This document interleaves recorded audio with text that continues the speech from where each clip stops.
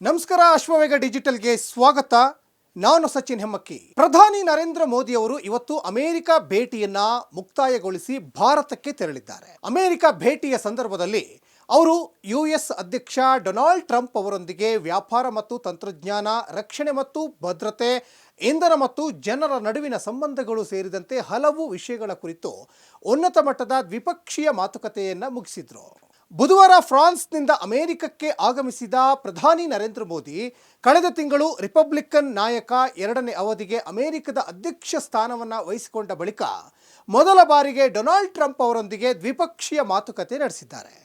ಇಬ್ಬರ ಮಾತುಕತೆಯ ಸಮಯದಲ್ಲಿ ಭಾರತ ಮತ್ತು ಅಮೆರಿಕ ಎರಡೂ ದೇಶಗಳು ರಕ್ಷಣೆ, ಇಂಧನ ಮತ್ತು ನಿರ್ಣಾಯಕ ತಂತ್ರಜ್ಞಾನ ಸೇರಿದಂತೆ ಹಲವಾರು ನಿರ್ಣಾಯಕ ಕ್ಷೇತ್ರಗಳಲ್ಲಿ ತಮ್ಮ ಕಾರ್ಯತಂತ್ರದ ಸಂಬಂಧಗಳನ್ನು ವಿಸ್ತರಿಸುವಲ್ಲಿ ದೊಡ್ಡ ಹೆಜ್ಜೆ ಇಡಲಿಕ್ಕೆ ನಿರ್ಧರಿಸಿದ್ವು. ಇದಾಗಿತ್ತು ಈ ಹೊತ್ತಿನ ಅಶ್ವವೇಗ ಡಿಜಿಟಲ್.